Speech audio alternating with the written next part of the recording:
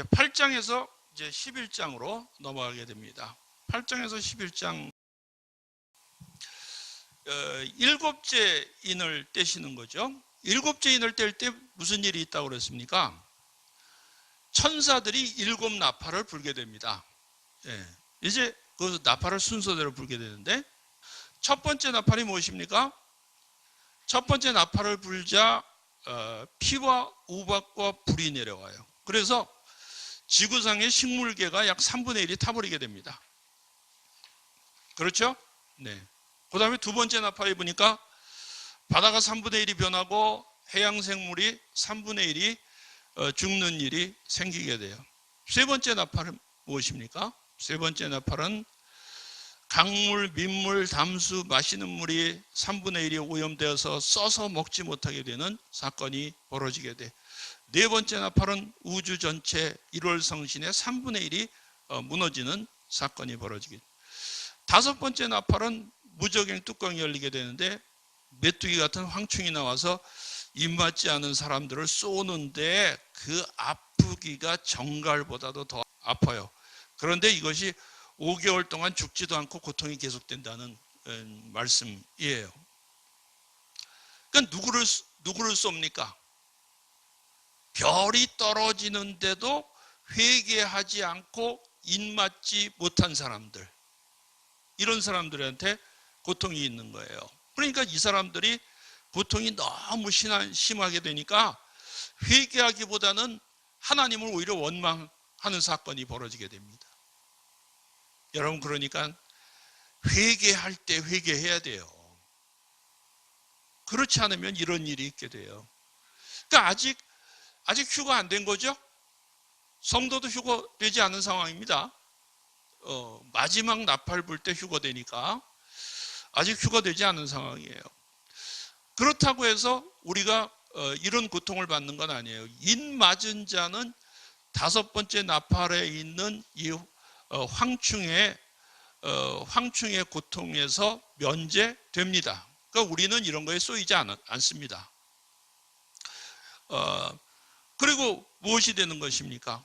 회개하지 않은 사람, 별이 떨어지는데도 회개하지가 않고 입맞지 못한 사람들을 쏘게 되는데 너무 고통스러운 일이 이 다섯 번째 나팔 때 있는 것입니다. 그 다음에 여섯 번째 나팔은 뭐예요? 여섯 번째 나팔에 보니까 3차 세계대전이 터지게 되는 것이에요. 유브라데 강가에서 기다리던 천사를 놓아버리니까 전쟁의 바람이 불어서 끔찍한 전쟁, 그러니까 중동에서 3차 대전이 일어날 것에 대해서 예고하고 있는 것이죠.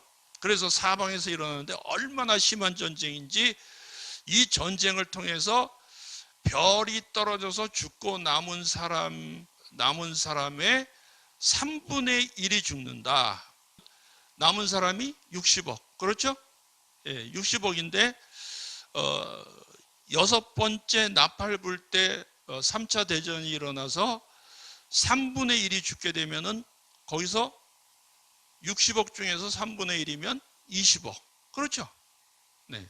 20억이 또 죽어. 그러면은 80억에서 얼마 남습니까? 40억이 남는 거죠. 그렇죠. 그러니까 이거는 재앙이 시작될 때의 인구를 80억을 기준으로 해서 말씀드린 거예요. 그렇습니다. 그러니까 사망자가 토탈 50% 사망, 50% 생존이에요. 여기까지가 여섯 번째 나팔까지가. 여기까지는 성도들도 함께 그 환난 가운데 있게 됩니다. 네. 자, 일곱 번째 나팔 불 때 나의 이름. 자, 이제 마지막 나팔이 남았는데 10장 6절에 그 모든 것을 창조하신 이가 가라되 지체하지 않을 것이다. 그렇게 말씀을 하고 있어요. 지체하지 않을 것이다. 거기 한번 읽어보겠습니다. 계시록 10장 6절 시작. 세세토록 살아계신 이 곧 하늘과 그 가운데 있는 물건이며 땅과 그 가운데 있는 물건이며 바다와 그 가운데 있는 물건을 창조하신 이를 가리켜 맹세하여 이르되 지체하지 아니하리니 일곱째 천사가 소리내는 날 그의 나팔 불려고 할 때에 하나님이 그의 종 선지자들에게 전하신 복음과 같이 하나님의 그 비밀이 이루어지리라 하더라. 여러분 그렇습니다. 그래서 이제는 더 이상 지체하지 않는다라고 말씀해 주고 계세요. 그러니까 지체되었다는 얘기입니까? 지체되지 않았다는 얘기입니까? 이제는 더 이상 지체하지 아니하리라. 그런 말씀은 다른 말로 해서 지체하고 계셨다. 그 얘기가 되는 것이죠. 왜 지체하고 계셨습니까? 하나님께서 한 영혼이라도 더 구원하시려고, 한 사람이라도 더 천국 백성 만들기 위해서 하나님께서 지체하고 계신 것이죠. 왜 하나님께서 세상이 이렇게 악하고 온갖 악하고 더럽고 추하고 하나님께서는 왜 이 땅을 심판하시지 않고 그리고 이런 마지막 때가 어수선히 오지 않고서 왜 하나님께서는 참고 계시는가? 하나님께서 정말 살아계시다고 하면 왜 이런 일들이 있는가 하는 데 대한 대답이 뭐예요? 하나님께서 왜 지체하고 계세요? 한 영혼이라도 더 구원받게 하시기 위해서 지체하고 계시는 거야. 그렇지만은 드디어 7번째 나팔 불 때 더 이상 지체하지 않으신다는 거예요. 지체하지 않고 이제 드디어 사건이 일어나는데 그게 뭡니까? 고린도전서 15장 51절 말씀해 보면 보라 내가 너에게 비밀을 말하노니 우리가 다 잠잘 것이 아니요 마지막 나팔에 순식간에 후련히 다 변화되리니 나팔 소리가 나매 죽은 자들이 썩지 아니할 것으로 다시 살아나고 우리도 변화되리라. 이 썩을 것이 반드시 썩지 아니할 것을 입겠고 이 죽을 것이 죽지 아니할 것을 입으리로다. 이 썩을 것이 썩지 아니함을 입고 이 죽을 것이 죽지 아니함을 입을 때에는 사망을 삼키고 이기리라. 기록된 말씀이 이루어지리라. 그러니까 마지막 나팔에 순식간에 호련히 다 변화돼서 휴거될 것을 믿으시게 되길 바랍니다. 이게 오늘의 말씀이에요. 계시록 10장 7절의 예고예요. 그래서 계시록 말씀에 이 천사가 마지막 나팔을 예고하고 있어요. 여러분 약 이미 2000년 동안 지체됐습니다. 그러나 이제 더 이상 지체하지 않는다는 거예요. 예. 사랑하는 성도 여러분, 7째 나팔과 재앙이 있을 때에 우리가 다 휴거되어서 공중 재림하시는 주님을 다 만나시는 성도들이 다 되시게 되기를 주님의 이름으로 축원합니다. 자, 11장 휴거부터 같이 보도록 하겠습니다. 자, 11장 11절에 보면 3일 반 후에 하나님께로부터 생기가 그들 속에 들어가매 그들이 발로 일어서니 구경하는 자들이 크게 두려워하더라. 하늘로부터 큰 음성이 있어 이리로 올라오라 함을 그들이 듣고 구름을 타고 하늘로 올라가니 그들의 원수들도 구경하더라. 이게 무슨 말씀이에요? 순교자들이 살아난다 그 얘기잖아요. 죽은 사람이 살아나는 거예요. 죽은 사람들이 살아나는데 특히 순교자들이 부활하는 모습을 얘기하고 있어요. 부활해서 그 다음에 어떻게 됩니까? 마지막 7번째 나팔 불 때 흰옷 입은 성도들이 휴거가 되게 됩니다. 계시록 11장 15절 7째 천사가 나팔을 불매 하늘에 큰 음성이 나서 이르되 세상 나라가 우리 주와 그의 그리스도의 나라가 되어 그가 세세토록 왕노릇 하시리로다 하니, 자, 일곱 번째 나팔이 울려 퍼지게 되는 거죠. 그런데 여기서 휴거되는 걸 어떻게 알 수가 있어요? 고린도전서 15장 51절부터 54절 말씀에 보면 사도 바울이 이 상황에 대해서 기록을 하고 있어요. 보라 내가 너에게 비밀을 말하노니 우리가 다 잠잘 것이 아니요 마지막 나팔에 순식간에 호련히 다 변화되리니 나팔 소리가 나매 죽은 자들이 썩지 아니할 것으로 다시 살아나고 우리도 변화되리라. 이 썩을 것이 반드시 썩지 아니할 것을 입겠고 이 죽을 것이 죽지 아니함을 입으리로다. 이 썩을 것이 썩지 아니함은 이 죽을 것이 죽지 아니함을 입을 때는 사망을 삼키고 이기리라. 기록된 말씀이 이루어지리라. 분명히 죽은 자의 부활에 대해서 마지막 납할 때 죽은 자들이 부활함에 대해서 말하고 있고, 죽은 이후에 부활한 다음에 어떻게 됩니까? 휴거가 되는 사건들이 일어나게 됩니다. 그래서 죽은 자들이 먼저 부활해서 끌어올림을 받고 산 사람들도 같이 이제 휴거되는 상황들이 되게 되죠. 자, 그 다음에 이제 휴거가 이제 됐어요. 12장부터 14장. 여러분 특히 12장이 굉장히 어렵다고 얘기되어 있는 부분이에요. 여기서 벽에 막혀서 해석을 못하는 경우들이 거의 대부분인데, 신천지들이 해석을 자기 입맛에 맞도록 해석들을 했어요. 여러분 그래서 이게 뭐냐면, 왜 여기가 좀 어렵냐면 구조를 잘 모르기 때문에 그렇게 되는 거예요. 그래서 이게 12장부터 14장 말씀, 지금 이 12장부터 마지막 장까지의 구조를 아셔야 돼요. 네. 그러니까 이게 섞여져서 나와요. 그러니까 뭐냐면 12장은 뭐냐면 구원의 역사를 얘기해 주는 거예요. 하나님과 사탄과의 전쟁의 역사인 동시에 인류 구원의 역사를 얘기하는 것이 바로 12장이에요. 그 다음에 휴거된 성도들의 모습들이 15장, 19장, 20장에 나와요. 그런데 이게 중간에 끼는 거죠, 15장은. 그러니까 이제 이거를 역사적인 순서로 보면은 이제 헷갈릴 수밖에 없는 거지. 이해가 안 되는 거죠.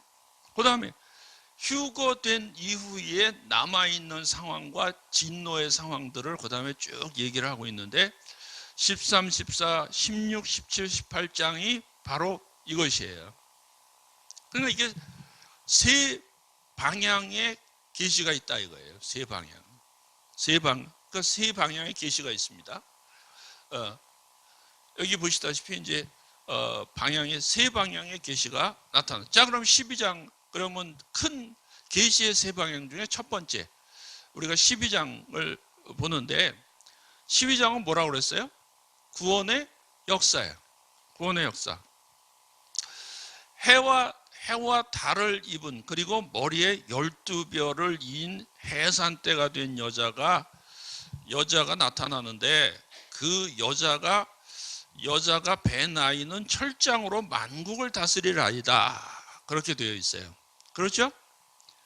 그런 말씀이 있어요. 굉장히 이게 도대체 뭘 의미하는가 라고 생각할 수 있는데, 이 아이는 철장으로 만국을 다스릴 아이라고 하는 것을 우리가 쉽게 이렇게 판단하는 경향들이 있어요. 뭐냐면, 이거야 뭐 당연히 철장으로 만국을 다스릴 아이는 예수님이겠지, 그렇게 생각하는 거예요. 그런데 이걸 그렇게 해석하면은 이게 여기서 안 풀려버려요. 자, 보세요. 그러면 이게 도대체 뭘까? 여러분, 요셉이 꿈을 꿨어요. 어려서 이제 요셉이 꿈을 꿨는데, 꿈속에 뭐가 나왔어요? 꿈속에 별이 있는데 자기 별에게 절하는 꿈을 꿨었죠. 그 다음에 뭐가 있어요? 곡식단이 자기 곡식단에게 절하는 꿈이 있어요. 여러분, 그 꿈은 뭘 상징하는 거예요? 이스라엘의 12지파를 의미하는 거잖아요. 그렇죠? 12 곡식단과 12별은 무엇을 뜻하느냐? 그러니까 여기 해와 달을 입은, 그리고 머리에 12별을 인 해산할 때가 된 여자는 도대체 그럼 뭘 가리키냐 하면은 이스라엘을 가리키는 거예요. 그러니까 전통적으로 이게 12별, 12별은 12지파를 의미하고 12곡식단도 12지파를 말하는 거예요. 그렇죠? 네. 그래서 이거는 히브리적인 사고방식에서 나오는 분명한 얘기입니다. 그런데 그 옆에 머리가 7이고 뿔 달린 용은 뭘까요? 사탄이죠, 당연히. 사탄이 그 여자가 남자아이를 낳기만 하면은 잡아먹으려고 대기하고 있는데, 대기를 하고 있어. 여러분 12장 4절에 보면 그 꼬리가 하늘의 별 3분의 1을 끌어다가 땅에 던지더라. 용이 해산하려는 여자 앞에서 그가 해산하면 그 아이를 삼키고자 하더니 여자가 아이를 낳으니 이는 장차 철장으로 만국을 다스릴 남자라. 그 아이를 하나님 안과 그 보좌 앞으로 올려가더라. 그 여자가 광야로 도망하며 거기서 1260일 동안 그를 양육하기 위해서 하나님께서 예비한 곳에 있더라. 여러분 이것을 여기서 낳은 아이를 나이를 예수님이라고 그러면 여자가 그러면 누가 되는 거예요? 마리아가 되잖아요. 그렇게 되면. 그렇잖아요. 예수님을 낳은 것은 그럼 마리아고, 그럼 마리아가 예수님을 데리고 애굽으로 피난 간 것을 그러면 지금 상징하는 거예요? 예, 그렇지 않은 거예요. 여러분, 이 여인은 이스라엘을 상징하는 거야. 이스라엘을 상징하는데, 출애굽기를 보면 바로가 홍해 앞에서 이스라엘을 어떻게 하려고 그랬어요? 멸절시키려고 그랬어. 다 죽이려고 그랬어. AD 70년에 로마 장군 티투스에 의해서 예루살렘 멸망을 당합니다. 그래서 멸망을 당하고 사람들을 다 죽이고, 그리고 사람들이 뿔뿔이 흩어졌어요. 광야로 이스라엘이 쫓겨갔습니다. 그렇죠? 역사적으로 이스라엘 민족을 핍박하고 말살하려고 하는 수많은 시도들이 있었어요. 그러니까 이스라엘은 광야로부터 도망해가지고 보존되었습니다. 또 히틀러가 유대인을 완전히 말살시키려고 그랬어요. 그렇죠? 예. 그런데 이스라엘이 언제 회복됩니까? 1948년 5월 14일 이스라엘이 그 뒷페이지입니다. 독립선언을 하게 됩니다. 여러분, 그래서 이 여자는 마리아가 아니에요. 이 아이는 예수님을 얘기하는 게 아니에요. 이 아이는 누구입니까? 그럼 이 여자가 그럼 이스라엘이라고 치고, 이스라엘이라고 하면 이 아이는 도대체 누구냐? 하나님의 자녀들을 얘기하는 거예요. 그 출애굽기 요셉으로 말미암아서 고센이라고 하는 자궁에서 장정만 200만이나 되는 민족으로 길러지죠. 그래서 이 고센 땅을, 이집트의 고센 땅을 뭐라고 표현하냐면 거대한 자궁 속에서 이스라엘 민족이 성장을 했어요. 그러니까 여자로 표현되는 거잖아요. 그죠? 그래서 하나님의 백성이 12지파 이스라엘 백성들이 드디어 출애굽해서 가나안 땅으로 가게 된 것이에요. 그러니까 출애굽해가지고 광야로 나가서 40년 동안 훈련받았습니다. 이게 과거 구원의 역사죠. 그렇죠? 예, 상징하고 있는 역사예요. 그런데 이것을 한 걸음 더 나가서 무엇을 얘기하냐? 이 아이는 영적인 이스라엘인들을 얘기해요. 다시 말해서 하나님의 자녀를 말하는 거예요. 계시록 2장 26절 같이 26장 27절 같이 한번 읽어보겠습니다. 시작. 이기는 자와 끝까지 내 일을 지키는 그에게 만국을 다스리는 권세를 주리니 그가 철장을 가지고 그들을 다스려 질그를 깨트리는 것과 같이 하리라. 나도 내 아버지께 받은 것이 그러하니라. 아멘. 이 말씀이 뭐예요? 두아디라 교회에 주시는 말씀이에요. 그렇죠? 예, 계시록 2장에 보면 두아디라 교회에 주시는 말씀인데, 이 7교회에 주시는 말씀은 두아디라 교회에만 주시는 말씀일까요? 아니죠. 모든 교회와 성도들에게 주시는 말씀이에요. 동일하게. 그런데 뭐가 돼 있어요? 이기는 자와 교회에게 말씀하시는데, 이기는 자와 끝까지 내 일을 지키는 그에게 만국을 다스리는 뭘 주신다고요? 권세를 주시니 그가 철장을 가지고 그들을 다스려 질그를 깨트리는 것 같이 하리라. 여러분, 이게 누가 하시는 말씀이에요? 예수님이 하시는 말씀이잖아요. 예수님께서 소아시아 7교회에 보낸 편지에 있는 말씀이잖아. 그러니까 이거는 예수님의 말씀이잖아요. 그래서 예수님이 만국을 자기 자신한테 만국을 다스리는 권세를 주고 철장을 가지고 그들을 다스릴 거라고 자기가 본인한테 말씀하시는 거예요? 아니잖아요. 하나님의 자녀에게 만국을 다스리는 권세를 주리니 그가 철장을 가지고 그들을 다스려 질그를 깨트리는 것 같이 하리라. 그러니까 우리가 하나님의 온전한 자녀이면 이런 권세를 주신다는 말씀이에요. 계시록 12장, 오늘 이제 계시록 12장 17절 말씀에도 용이 여자에게 분노하여 돌아가서 그 여자의 남은 자손 곧 하나님의 계명을 지키며 예수의 증거를 가진 자들과 더불어 싸우려고 바다 모래 위에 서 있더라. 그렇게 되어 있어요. 자, 여기 보면 뭐라고 얘기해요? 그 여자의 무슨 자손? 남은 자손, 곧 하나님의 계명을 지키며 예수의 증거를 가진 자. 이 사람이 누굽니까? 이 사람이 누구긴 누구예요? 하나님의 자녀들이지. 그렇죠? 다시 말해서 영적인 이스라엘 사람들을 얘기하는 거예요. 하나님께서 구약시대에는 이스라엘 백성들을 구원하신 거잖아요. 그렇죠? 신약시대에는 누구를 구원하십니까? 영적 이스라엘 자손들을 다 구원하시는 거예요. 겁니다. 그래요, 안 그래요? 여러분, 그래서 로마서 2장 28절에 보면 무릇 표면적 유대인이 아니요 표면적 육신의 할례가 아니라 오직 이면적 유대인이 유대인이며 할례는 마음에 할지니 영에 있고 율법 조문에 있지 아니한 것이라. 그 칭찬이 사람에게서만 아니요 다만 하나님에게서니라 말씀하고 계시잖아요. 그래, 안 그래요?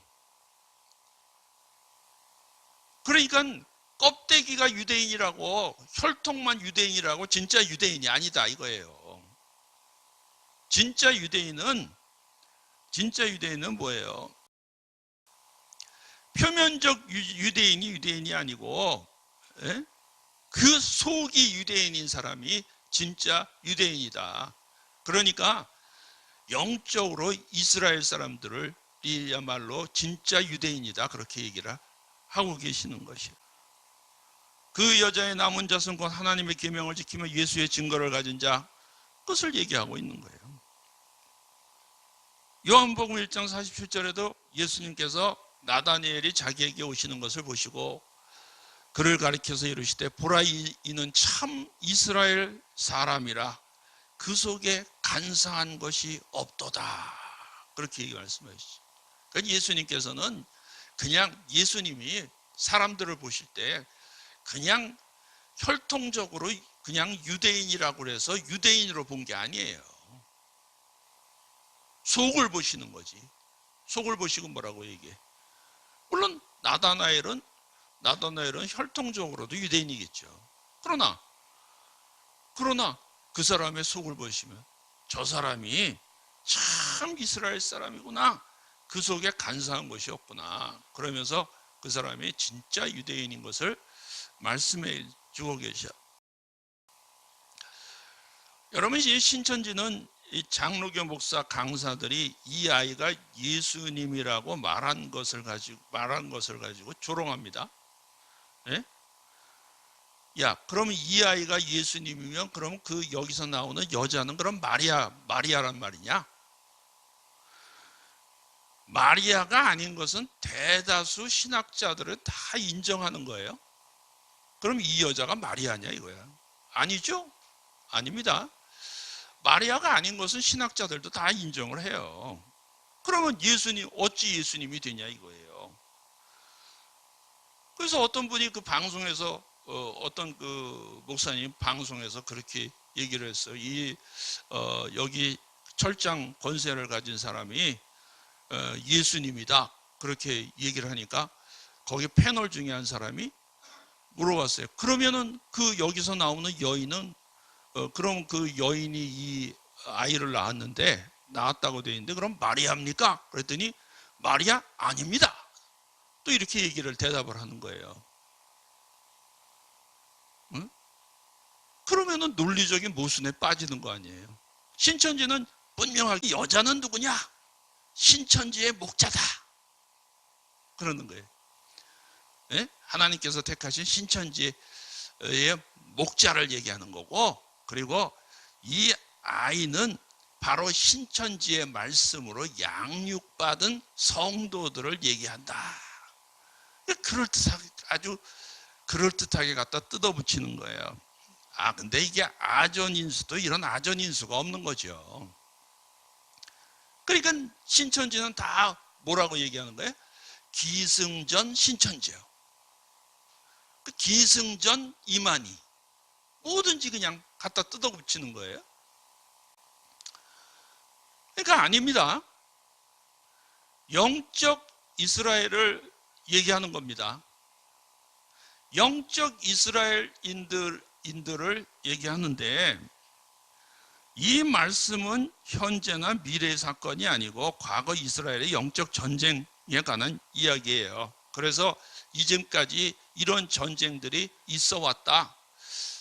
그리고 영적 이스라엘 백성들, 하나님께서 택하신 하나님의 자녀들이 바로 이런 사람들이라고 하는 것을 압축적으로 쫙 서술해 주고 있는 거예요.